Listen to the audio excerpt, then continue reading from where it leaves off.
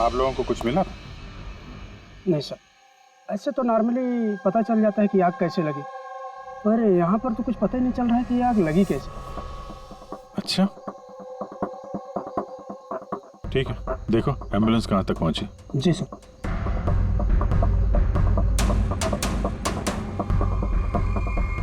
बहुत बुरी तरह से झुलस गया।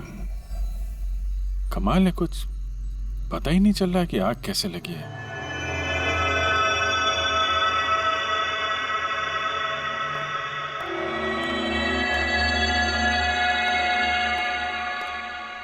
कैसे हुआ ये सब?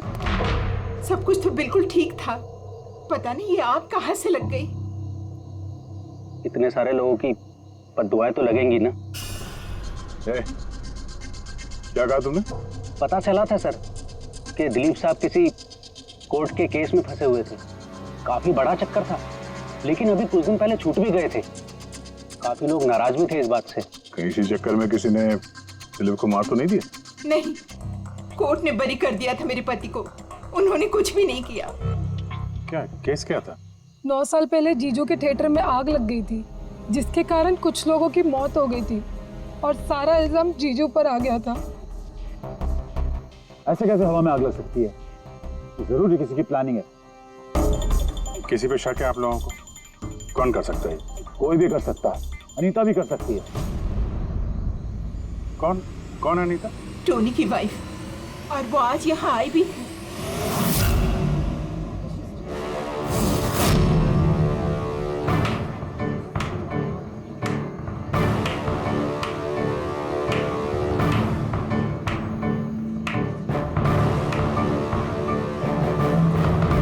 Anita,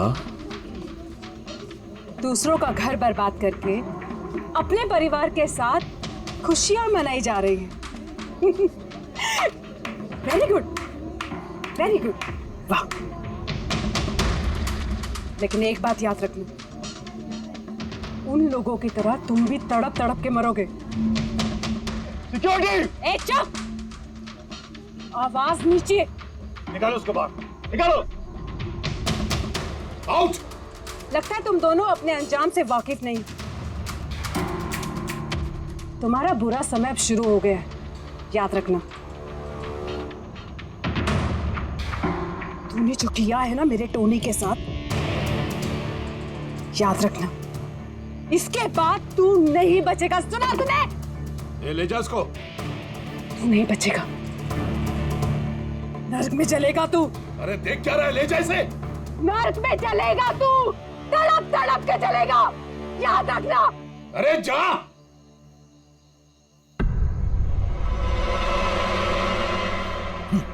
let's enjoy Rohan. अरे भूल जाओ।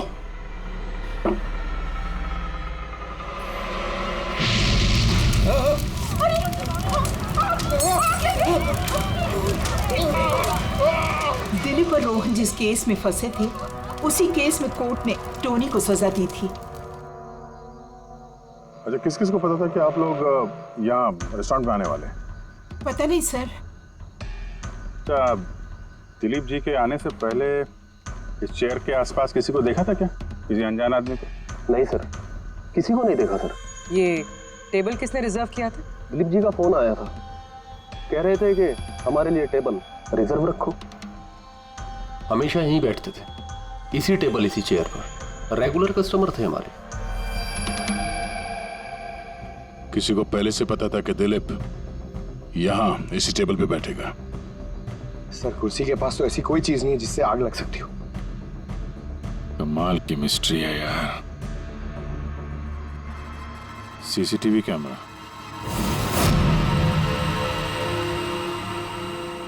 इसके फुटेज से पता चलेगा क्या हुआ था यहाँ पे। ओह माय गॉड, ये सब कैसे हो गया? कौन कर सकता है सब? उसी ने जिसने दिलीप का खून किया, सबूत मिटाने के लिए। ऐसे कैसे कोई मॉनिटर रूम में घुसा है? सिक्योरिटी कहाँ है तुम्हारी? सर, इस रूम में सिक्योरिटी की जरूरत ही नहीं है, इससे पहले कभी ऐसा हुआ ही नहीं है।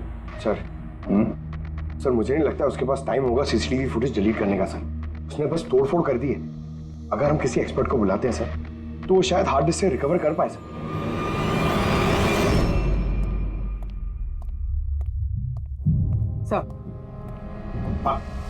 सर 9 साल पहले दिलीप और रोहन का एक थिएटर था जिसमें आग लग गई थी। एग्जिट और एंट्री डोर बंद होने की वजह से इस आग में 12 लोग जल के मर गए थे।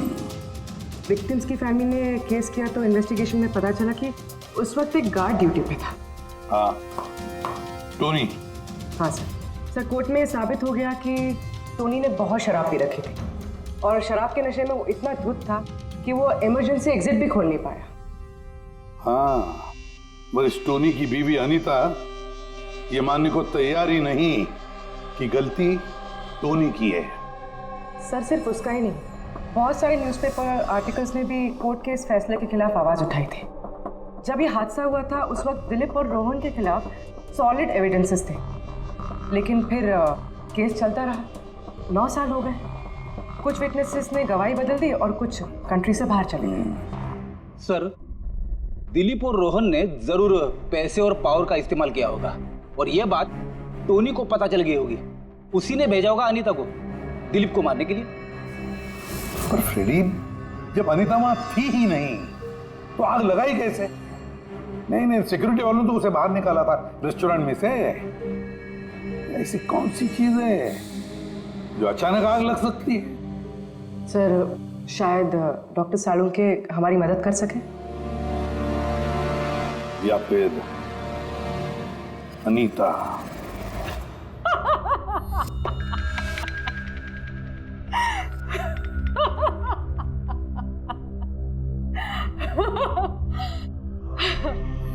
किस बात पे इतना हैरान है? मेरी हंसी पे? क्या दिलीप की मौत पे? दिलीप की मौत पे तुम इतना खुश क्यों हो रही हो? अब मैं खुश नहीं होंगी तो और कौन होगा? कल रात रेस्टोरेंट से निकलने के बाद तुम कहाँ गई थी? जेल, अपने पति से मिलने। वार्डन के पास सारे रिकॉर्ड हैं, आप चाहें तो चेक कर सकते हैं। वो तो हम करेंगे, और ये भी कि आखिर तुमने वो आग लगाई कैसे? कोई काला जादू किया तुमने? दिलीप को अचानक आग कैसे लग गई? काला जादू आता तो जरूर करती, पर मैं बहुत खुश हूं। ये दिलीप भी उसी तरह तड़प तड़प के मरा है जिस तरह 9 साल पहले वो बेकसूर लोग मरे थे, जिसकी सजा मेरा पति टोनी भुगत रहा है। तुम ये कैसे कह सकती हो कि टोनी की गलती नहीं थी? तुम तो वहां थी नहीं। मैं वहां नहीं थी, लेकिन टोनी यहाँ था। उस दिन उसकी तबीयत खराब थी। उसने अपने मालिकों से, रोहन और दिलीप से कहा वो जल्दी घर आ गया आग लगने से पहले। गलती उन दोनों की थी। अरे पुराना दरवाजा ठीक ही नहीं करवाया, जिसके कारण वहां आग में वो लोग झुलस के रह गए। मेरे पति की गलती नहीं थी, उन दोनों की थी। तो बहुत गुस्सा आया होगा ना तुम्हें? दोनों को मारने का भी मन किया होगा। 12 लोग मरे हैं वहां। मुझसे कहीं ज्यादा गुस्सा उन लोगों के परिवार वालों को आया होगा, पर वो बहुत खुश होंगे अब दिलीप की मौत की खबर सुनके। बहुत खुश होंगे। वो लोग और भी खुश हो जाएंगे जब रोहन चल के मरेगा।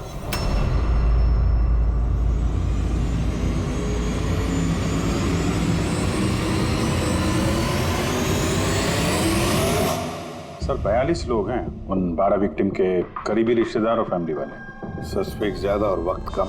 सर सबसे पहले इन 42 लोगों में से उन लोगों के नाम हटा देते हैं जो कल दिलीप की मौत के वक्त शहर में नहीं थे। 9 साल हो गए इस बात को। शायद कितने लोग देश भी छोड़कर चले गए होंगे और कुछ लोगों की मौत भी हो गई होगी। फिर भी पता तो लगाना ही पड़ेगा। देखो कितने लोग शहर में थे जब दिलीप की मौत हुई।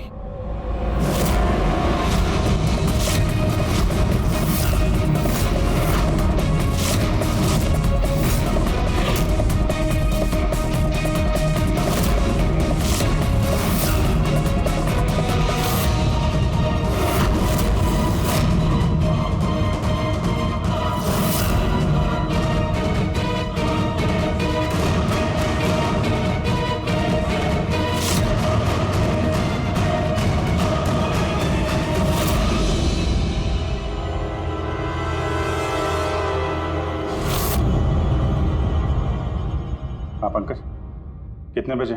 27 लोग हैं सर, जो उस वक्त शहर में थे और उनके पास दिलीप को मारने की वजह थी। ठीक है, बुलाओ सबको ब्यूरो में, देखते हैं क्या कहानी सुनाते हैं ये लोग अपनी बेगुनाही की। जेम्स, तुम्हारे पिताजी 9 साल पहले थिएटर में लगी आग में जलकर मर गए, है ना? Yes sir. आपके हस्बैंड फिल्म अकेले देखने गए थे? उस दिन मैं बिजी थी, इसलिए वो अकेले ही चले गए। कल रात कहाँ पर थे तुम? सर मैं अपने फ्रेंड्स के साथ था। सर मैं पासपोर्ट ऑफिस गया था। उन दोनों को मैं ऐसे बच के नहीं जाने दूंगी।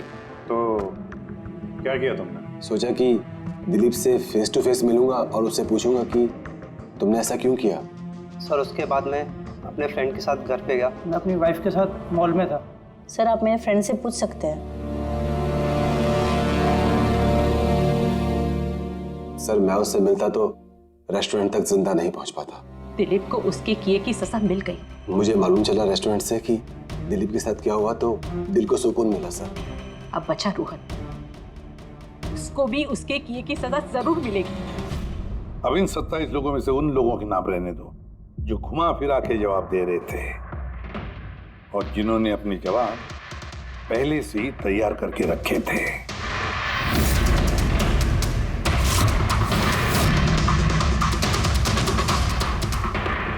सर अब 15 बजे। अब इन 15 लोगों को उस दिन के बारे में पूछते हैं जब 9 साल पहले थिएटर में आग लगी थी।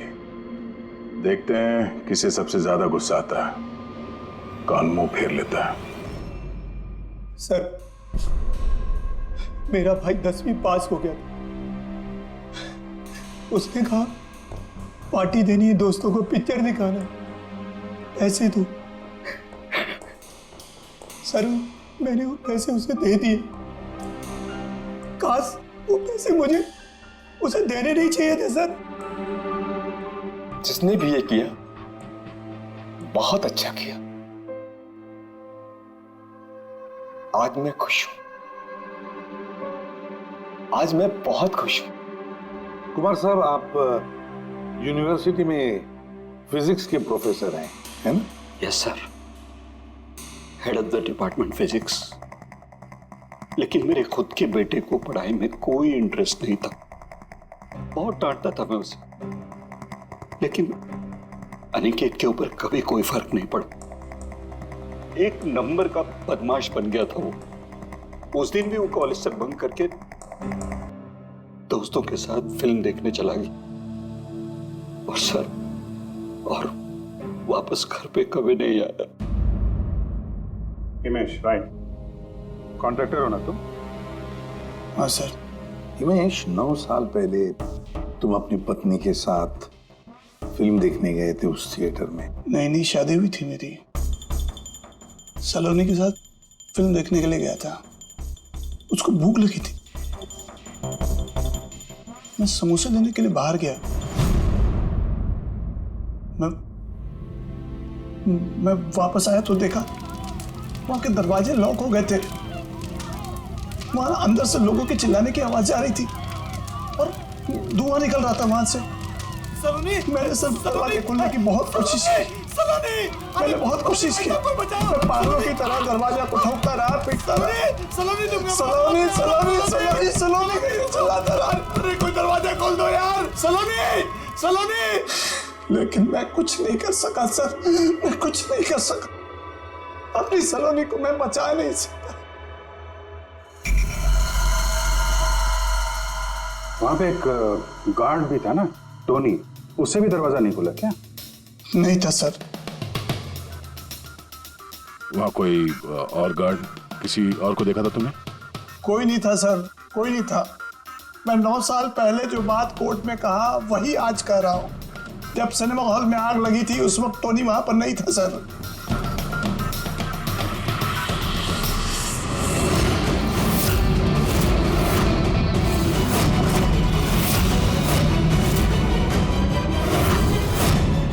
सर ये है हमारे फाइनल 15 सस्पेक्ट जो दिलीप को मार सकते हैं। सो कॉप्स कह रहे थे कि फायरमैन को भी पता नहीं चला कि आग का एग्जैक्टली सोर्स क्या था। उन लोगों को तो जनरली ढूंढ कर पता चल जाता है कि कि वहां पर ऐसी कौन सी चीज थी जो तुरंत आग पकड़ती है, लेकिन उन्हें पता नहीं चला।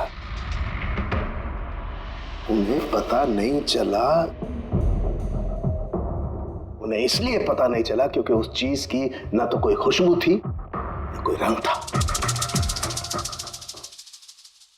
Exactly sir. मतलब अगर लिक्विड होता ना तो इस दिलीप को पता चलता जब वो चेयर पे बैठता, उसे फील होता। और अगर पाउडर होता तो हमें टेस्टिंग में पता चल जाता।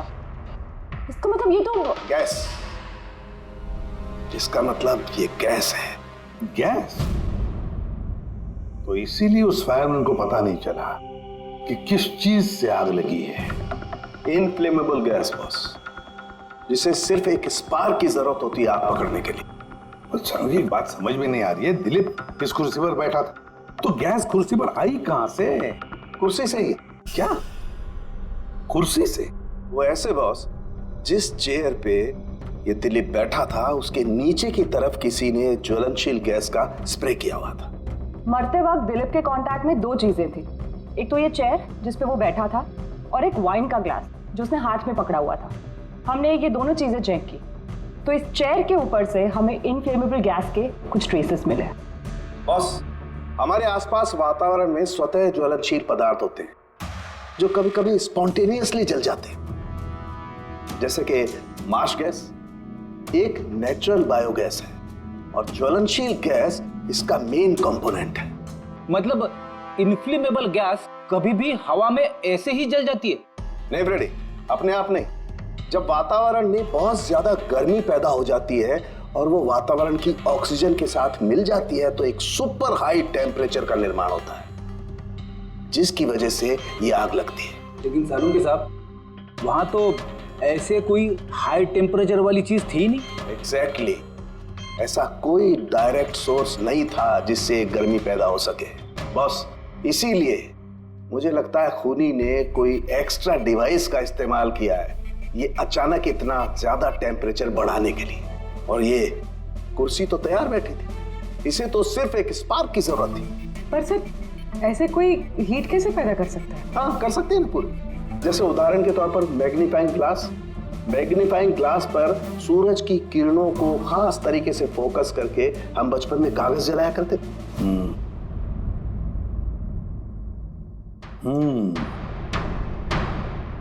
लगता है इस रेस्टोरेंट में फिर से जाना पड़ेगा। पता लगाना पड़ेगा किस चीज से आग लगी।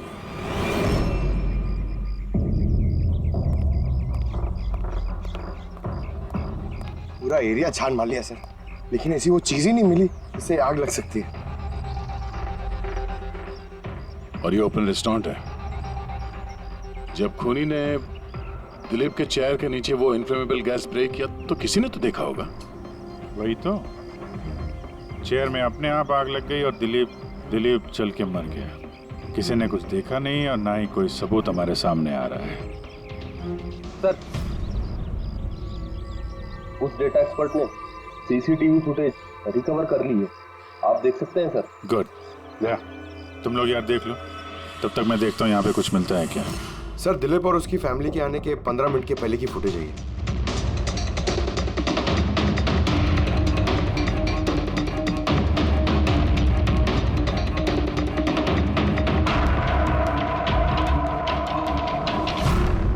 ये कुर्सी चेंज कर रहा है। इसका कोई दूसरा एंगल है क्या? इसी टाइम का चेक करो।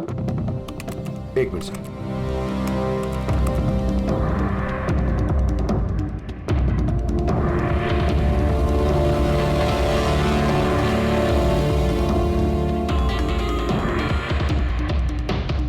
ये कुर्सी के साथ क्या कर रहा है? गैस स्प्रे कर रहा है क्या? हाँ, तो उसने अपने चेयर पे गैस स्प्रे किया और उसने अपनी कुर्सी को उस कुर्सी से बदल दी जिस पे दिलीप बैठने वाला था।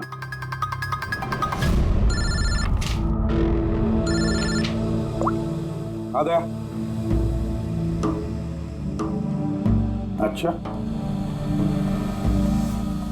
Great, good work, good work. क्या हुआ सर?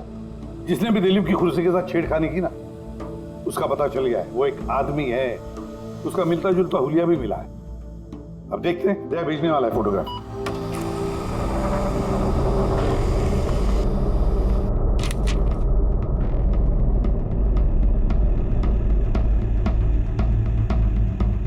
खूनी इन बचे लोगों में से ही कोई एक है, इन्हीं में से एक। और अब इसका अगला शिकार रोहन है।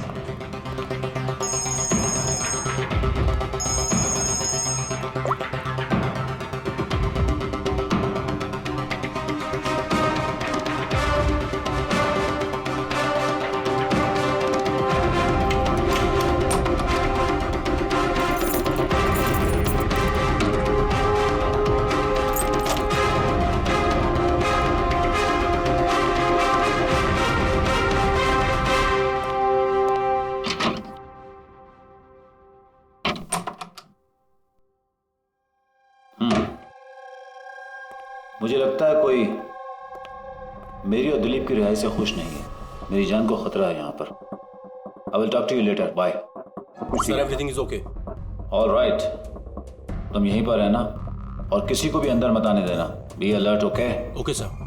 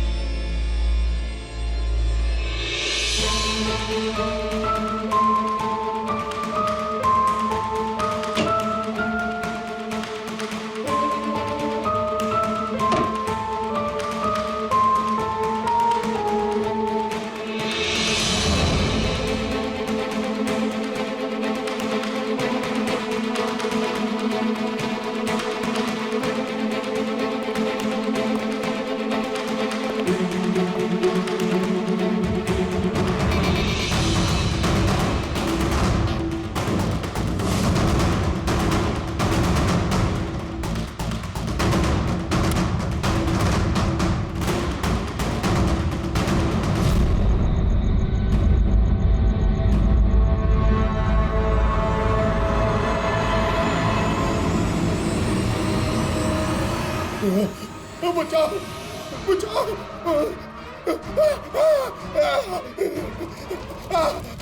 बचाओ, परे परे बचाओ बचाओ,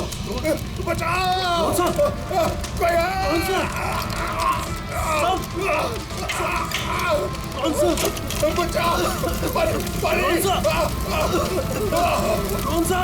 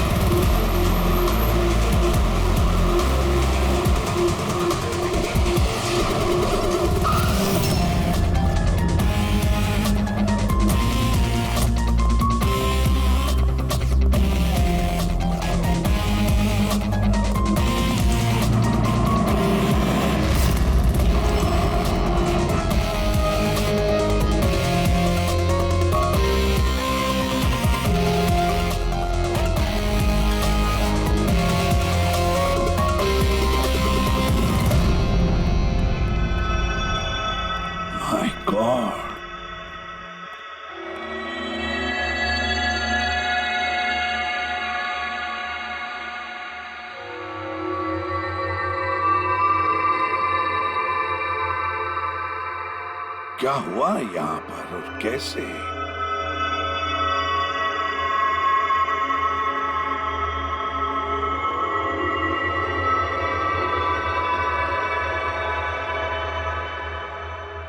यहाँ पर भी और किसी किस्म की कोई स्मेल नहीं, सिवाय इस जली हुई लाश की बदबू के। यानी ये मर्डर भी इन्फ्लेमेबल गैस से हुआ है? शायद। ये सब हुआ कैसे? हाँ? सर मैं रोहन सर का बॉडीगार्ड हूं सर। अच्छा, तो फिर ये आप लोग कहाँ थे जब ये सब हुआ? सर रोहन सर ने मुझे बाहर निगरानी के लिए कहा था, तो थोड़ी देर के बाद सर उनके चिल्लाने की आवाज आई तो मैं उनके कमरे की तरफ भागा, लेकिन सर दरवाजे के चारों तरफ से धुआं देखा तो मैं दूसरी चाबी से दरवाजा खोल के अंदर गया तो देखा कि सर रोहन सर जले पड़े थे। आप लोगों को भी कुछ पता नहीं है? कमाल है, कमरे के अंदर कोई लीड नहीं मिला, शॉर्ट सर्किट नहीं हुआ है, ये पर्दा अंदर से बंद है, ये विंडोज परमानेंटली क्लोज्ड है, कोई बाहर से अंदर भी नहीं आ सकता। अब बाहर से अंदर कोई व्यू भी नहीं है, कोई देख नहीं सकता, तो फिर आदमी मरा कैसे? इससे लगी है आग बॉस।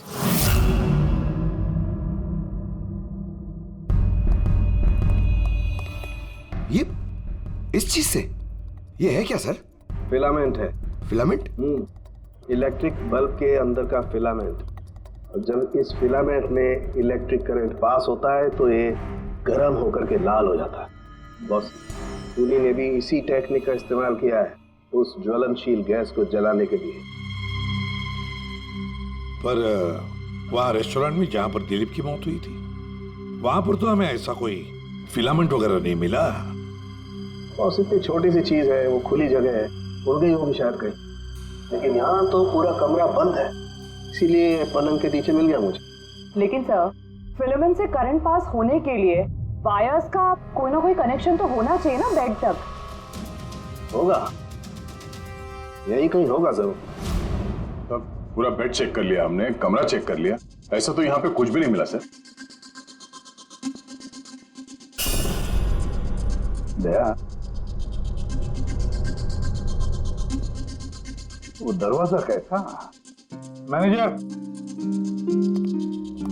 Yes sir. वो दरवाजा कहाँ खुलता है? सर दूसरा रूम है जो इस रूम से कनेक्टेड है सर। अब वैसे ये रूम सील्ड रहता है, इसे कोई खुलता नहीं सर। खोलो दरवाजा। Yes sir.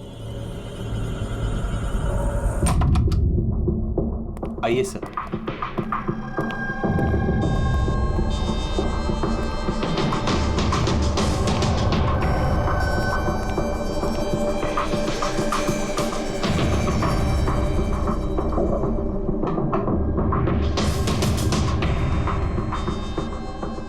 मैनेजर साहब, किसका कमरा है ये? कौन रहता है इस कमरे में? गेस्ट है कोई सर, डिटेल्स चेक करनी पड़ेगी। मंगाओ। Okay sir.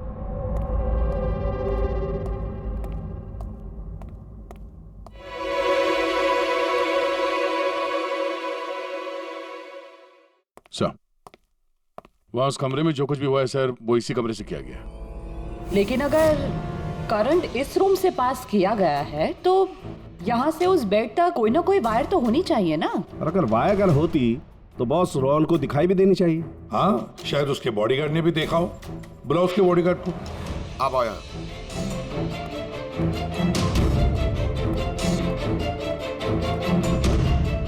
एक बात बताओ, जब तुम रोहन के कमरे में आए थे तब कोई वायर देखी? यहाँ इस दरवाजे से उस कमरे में जाते हुए कुछ भी? नहीं सर, रोहन सर के रूम के अंदर जाने से पहले मैंने रूम को पूरी तरह से चेक किया था सर, लेकिन वायर जैसी कोई चीज उस रूम में नहीं दिखाई दी। ठीक है, जाओ तो। जो कुछ भी हो दया, खूनी ने इसी दरवाजे का इस्तेमाल किया। इस दरवाजे से वो रोहन के इस कमरे में आया, उसने बेड पर इन्फ्लेमेबल गैस स्प्रे किया और किसी भी तरह से फिलामेंट को करंट दे दिया। बस फिलामेंट गर्म हो गई और इन्फ्लेमेबल गैस ने आग पकड़ ली, रोहन की मौत हो गई। बस एक बात पक्की है, ये जो कोई भी है उससे इलेक्ट्रिक और केमिकल्स की बहुत अच्छी जानकारी है। प्रोफेसर कुमार, फिजिक्स का प्रोफेसर कुमार, उससे बढ़कर और कौन जान सकता है इस सारे मामले में? दया, अच्छा इस प्रोफेसर कुमार से मिल लो। अच्छा दया, मैं भी चलता हूं तुम्हारे साथ।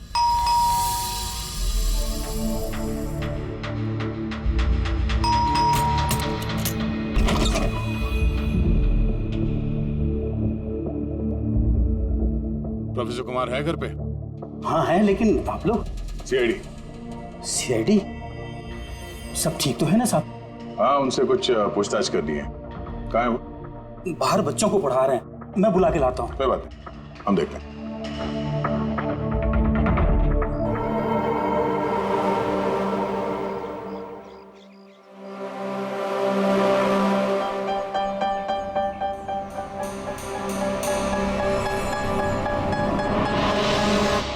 मिस्टर कुमार, हमें आपसे कुछ पूछताछ करनी है। पूछिए, क्या पूछना है? इसे पहचानते हैं आप? ये तो फिलामेंट है। गुड, सही पहचाना आपने। आपको पता ही है फिलामेंट हमें कहाँ से मिला? ये तो आप ही को पता होगा कहाँ से मिला आपको। रोहन के पेट के नीचे से। कल रात उसी पेड़ पे रोहन जल के मर गया। व्हाट? रोहन की भी डेथ हो गई? कल रात आप कहाँ पर थे? रात 9 से लेकर सुबह 3 बजे तक। आप मुझ पर शक कर रहे हैं? ये हमारे सवाल का जवाब नहीं हुआ मिस्टर कुमार। कल मैं पूरा दिन और पूरी रात घर पे ही था। कोई गवाह? जी हाँ, मेरा नौकर रामू और विकास। Please come here.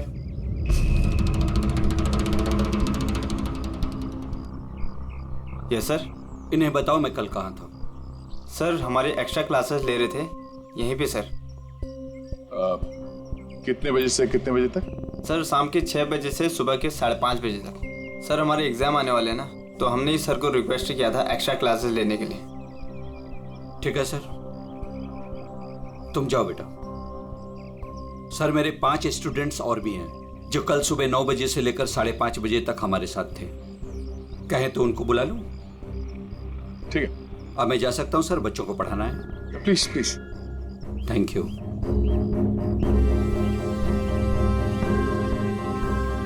हाँ, तो बच्चों में ये कह रहा था कि बिना सोल्डरिंग वायर के भी हम मदरबोर्ड फिक्स कर सकते हैं with the help of adhesive conductor.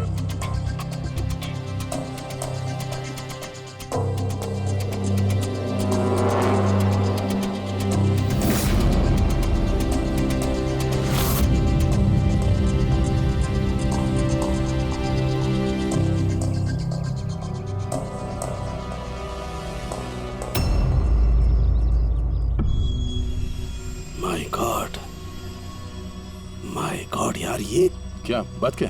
अरे यार, ये गलती मुझसे कैसे हो गई? क्या? गॉड, बूढ़ा हो गया हूं मैं, बूढ़ा हो गया हूं मैं। एक काम करो, 1 घंटे बाद फॉरेंसिक लैब में मिलो, कुछ बताऊंगा। 1 घंटे बाद। अरे वो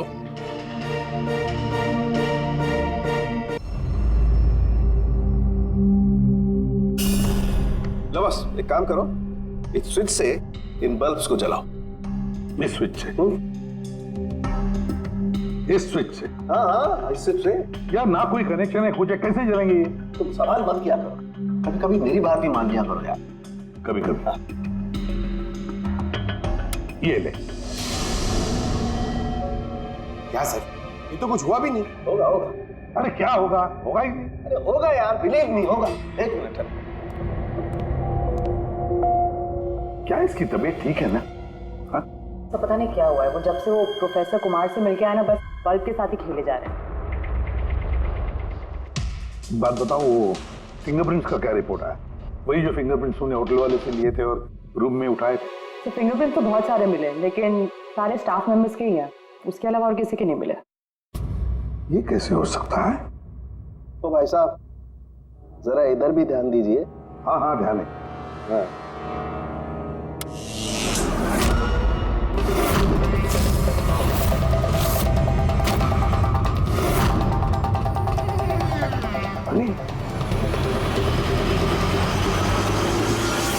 सर ये बल्ब जलने कैसे लगे?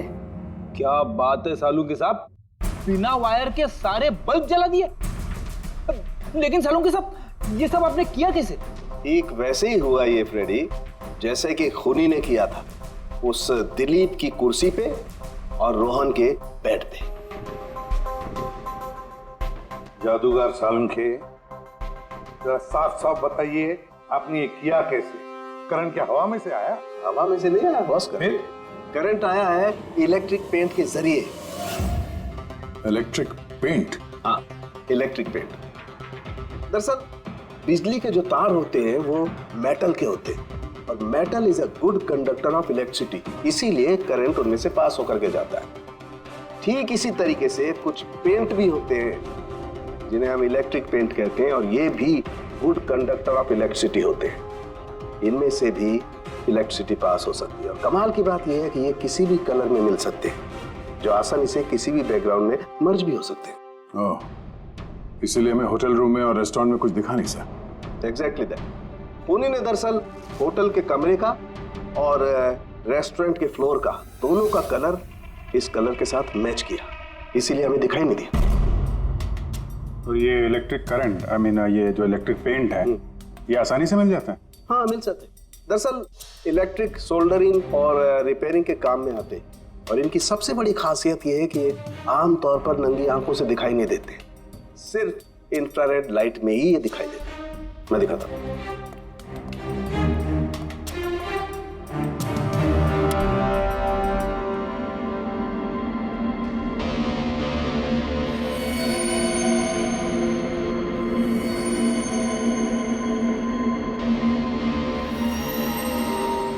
देखा बॉस?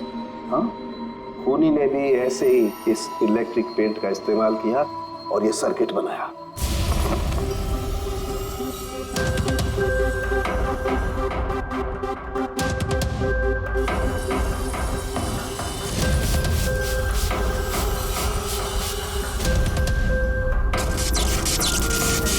एक बात तो पक्की है, ये जो भी कोई है उसे इन सारी चीजों की पक्की जानकारी है।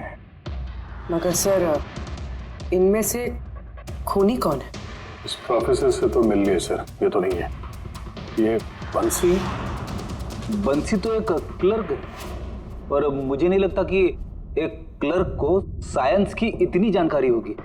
सर, इनमें से सबसे ज्यादा पढ़े लिखे तो ये प्रोफेसर ही लग रहे हैं।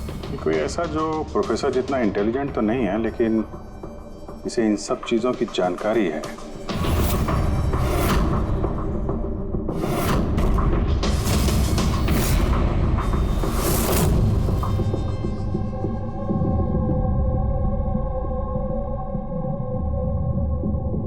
वो ये है अभिजीत, ये है वो। याद है क्या कहा था इसने, ये क्या काम करता?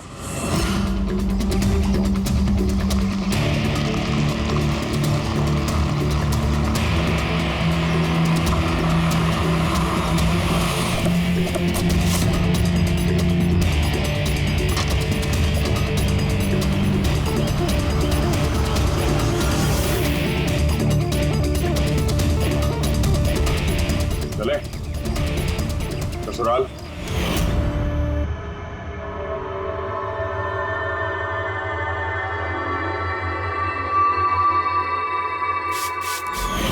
दिलीप और रोहन पर केस हुआ था, लेकिन मुझे मालूम था अपने पैसे और पावर के दम पर वो छूट जाएंगे। लेकिन उनके पास पैसा था तो मेरे पास दिमाग।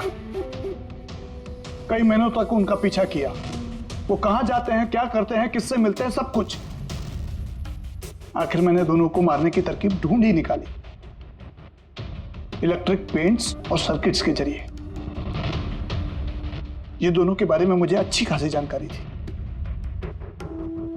बस दे दी दोनों को सजा, दोनों को मार दिया जिंदा जलाकर, जैसे उन्होंने मेरी सलोनी को मारा था। हिमेश, तुम्हारी पत्नी के साथ जो कुछ भी हुआ उसका हम सबको अफसोस है, लेकिन दिलीप और रोहन को मारकर तुम्हें क्या मिला? क्या तुम्हारी पत्नी वापस आ गई? बदले की आग में तुमने दो लोगों की जानें ली। कानून तुम्हें कभी माफ नहीं करेगा, तुम्हें कड़ी से कड़ी सजा होगी।